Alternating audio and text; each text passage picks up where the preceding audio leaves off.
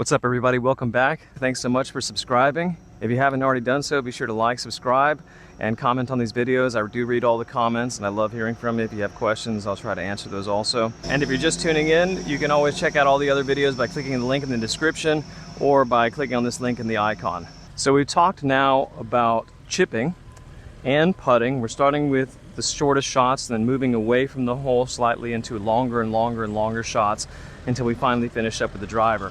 I know many of you want to see the driver first, but we're working from the hole backwards, so we're going to do the tee box, tee shots and drivers last. So just hang in there, we will get to it eventually.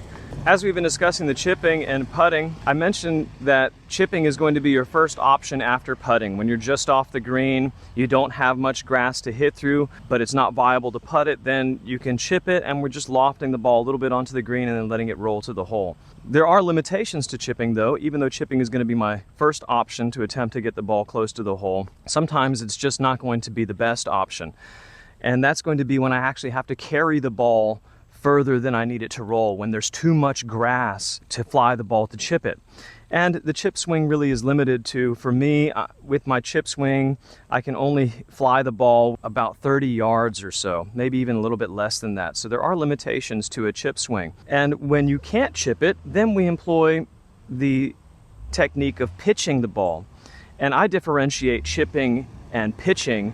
Chipping, I use very little, if no, wrist bend, wrist movement, wrist hinge. And in pitching, we do use some wrist hinge because we need that extra distance, that extra power to allow us to get the ball to fly a little bit further and to carry to the hole. So essentially, you're going to use a pitch type swing when you need to carry the ball further than you would in a chip. Some other differences between chipping and pitching, apart from the fact that the wrists hinge some to allow us to loft the ball a little bit more, and that we're using it for shots generally greater than 30 yards. You can use pitches for shots shorter than that, but generally I'm using a pitch when I need to fly the ball longer than I want it to roll. The other difference is normally when we're pitching the ball, we're only going to be pitching it with our wedges, maybe between a lob wedge and a pitching wedge. Normally I'm not going to be using a 9-iron or an 8-iron or a 7-iron to pitch. Although it's possible, I'm typically not going to be using low lofted clubs to pitch simply because the angle of descent will be quite shallow, so the ball will roll out much further than I want it to, especially when you're trying to carry the ball in the air 20 or 30 yards or even 40 yards. You want the angle of descent to be somewhat steep so that the ball doesn't roll out too much. If you use something like a 9-iron or an 8-iron or a 7-iron to pitch the ball, then the angle of descent may be so shallow that the ball may roll out 30 or 40 feet past the hole or more. So typically our pitch shots are used with wedges. So we're going to start with the grip for your pitch swing, how you put your hands on the club. And I generally use the same grip for my pitches as I do for my longer swings or my longer shots, except that I may have the club slightly more through the palm and a little bit less in the fingers. And because I do want some wrist hinge when I make my pitch swing, I don't want it too much through the palm where it restricts the fact that the club can hinge. So if you haven't seen the grip that we use for the long clubs, be sure to check that out. That's lesson 1. So our grip for pitching is going to be very similar, if not the same, to our chipping grip. But also understand that the grip that we use for pitching is variable.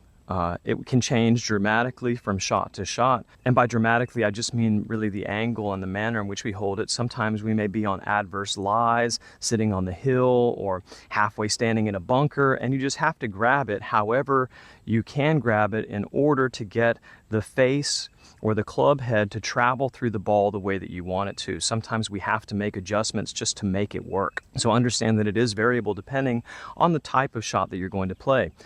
And there are multiple types of pitch shots that we can hit. We will discuss a few of these, some specialty type shots a little later, but for now I'm just considering a basic pitch shot. That means nothing fancy. We're not trying to impart extra spin or hit it extra high or extra low. We're just talking about a basic swing for a basic pitch shot, and we can take derivatives from there and then apply it to make specialty shots. But we want to understand the basic and the foundation first and then build upon that. Furthermore, your pitch swing is going to be a small version of your full swing. So if you develop a good pitch swing, you will very likely be able to hit your full swing better, because our pitch swing is just a smaller version of the full swing. So it's very helpful to understand how to pitch the ball and to apply the techniques of pitching to your other shots. Some of the variations that may happen in grip, for instance, when we pitch the ball, is that generally we talked about how the ball takes off perpendicularly to the face. But in pitching, we actually have options. Because the shot is so short, we don't necessarily have to have the club face square to the target. And because we're normally using lofted clubs, the effect of the face angle is going to be less than it would be for lower lofted clubs. So we can have the face slightly open or even slightly closed, depending on the type of shot we're going to hit. So that will change my grip. For instance, if I want the face to be slightly open, this would be my grip for a square club face, but if I had the club face open, I can have my same grip and just open the club. I rotate the club in my hands and keep the same grip. So this would be with an open club face, and I can open it even more, say if I were going to hit a very high shot like this, but my grip stays the same, but I'm rotating the club inside of my grip. So if you want to open the club face to hit a higher, or use more loft, or to use what's known as the bounce of the club, it's not enough just to turn your hands open, because then this is not going to be your normal grip. You really need to rotate the club open and then re-grip the club from there. Another thing to understand when we pitch is wedges are designed with bounce. This was something that was created by Gene Sarazen mainly for bunker play, but it applies to the other shots. And what bounce is this area on the back of the club that is raised up some. This area is known as the bounce of the club, and the reason they call it that is because if the club impacts here, it will bounce off the ground. For instance, if the club impacts like this, the club will bounce off of this rounded end here, and the club will bounce off of the ground instead of digging.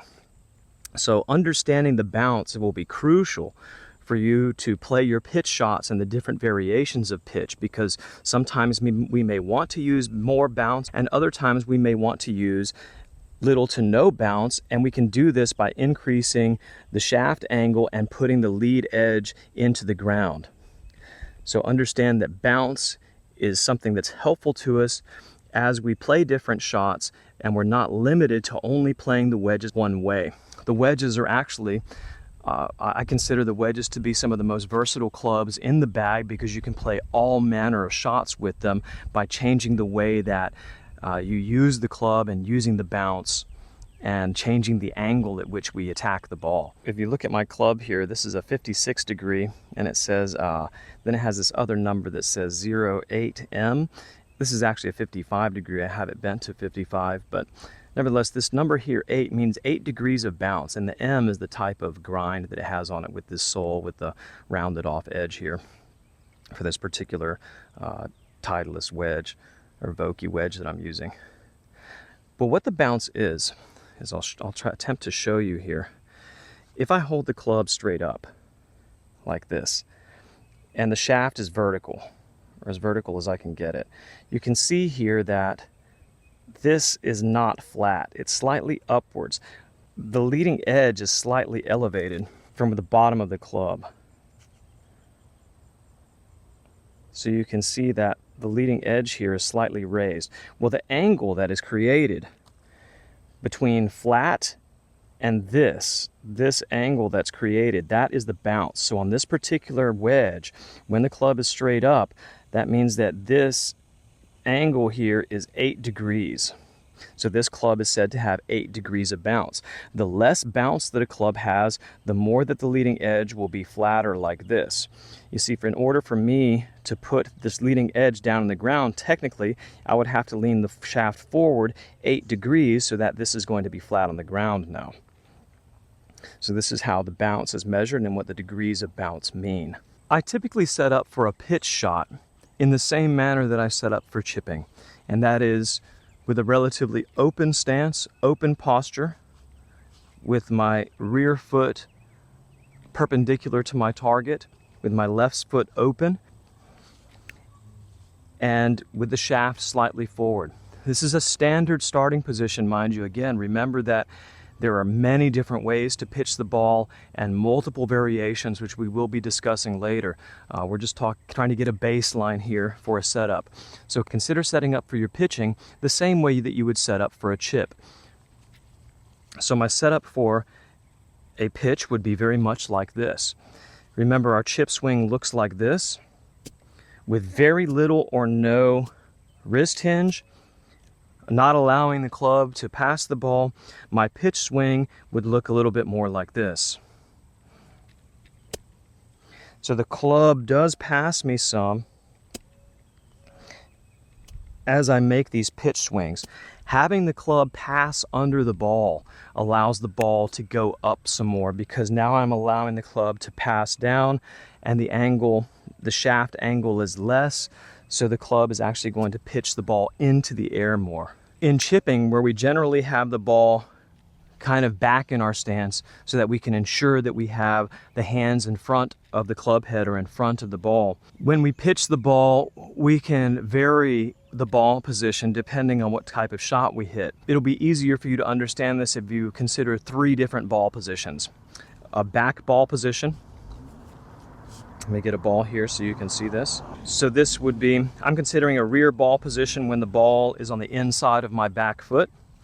So this would be a rear ball position for pitching. This would be a somewhat middle ball position. Notice that the shaft angle is less here than it was in the rear ball position.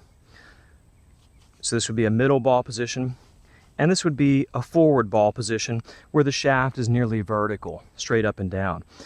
And when we place the ball in different positions, this will affect the trajectory of the shot.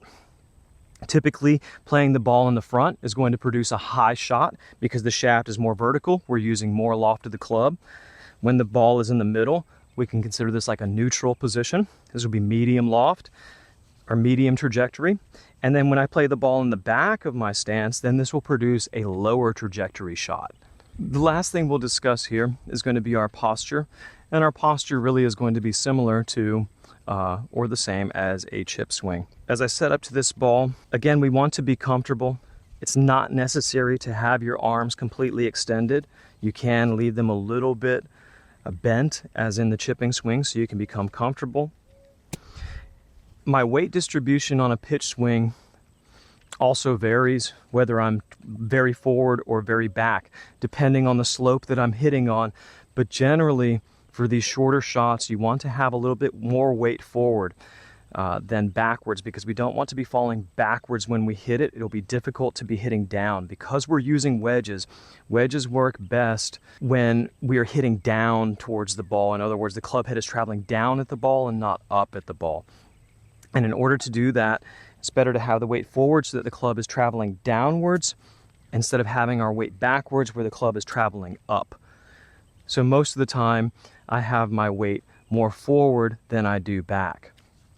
But again, this is variable. I don't want you to think that any of these things are set in stone. We have to change this for the conditions and the slopes and the lies that we may have. Everything demands slight modifications. But generally speaking, we want to have our weight a little bit forward, especially as we move through the ball so that we can hit downward into the ball. On my pitches, I will have my weight a little bit slightly more centered than I would in a chip swing. In a chip, I definitely want a lot of my weight forward, so I'm moving forward through the shot. In a pitch, I will have a little bit less weight forward. If weight distribution is, say, on a chip swing, 80% on the front, 20% on the back, or something like that, 70-30, maybe a pitch swing you'll start at 60-40 or something like this. So I'm going to hit a couple of pitch shots for you so you can see the motion, and be sure to stay tuned next week when we go over a little bit more about the technique and how I'm getting this accomplished. This is going to be a pitch to this flag. It's about 22 yards or so. A chip shot wouldn't work so well on this particular shot because the slope is very high here. And this is already quite elevated from where I am. So if I were to try to chip this onto this green, I would really want to fly it to here, but if I flew it to here, it's uphill. It's likely that it would run way past the flag. So I really need to bring the ball in higher so that I can land it maybe here and then have about 10 or 12 feet for it to roll to the hole. So I really need to carry it further than I would in a chip. So a chip swing is not really going to work for me here. So this is when I would employ a pitch. So I'm going to hit a couple of shots, one from this angle and one from the other, from the front side, one down the line and one face on view, so you can see how my pitch swing looks.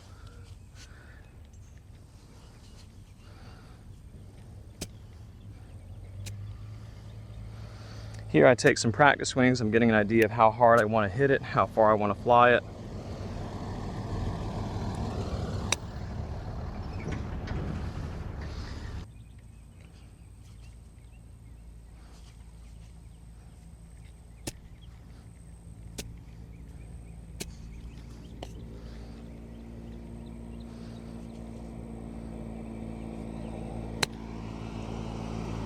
All right, that's going to do it for today. Be sure to stick around next week when we continue our exploration of pitching and the different techniques. And be sure to look at my other 2 videos here, and you can subscribe here. Till next week.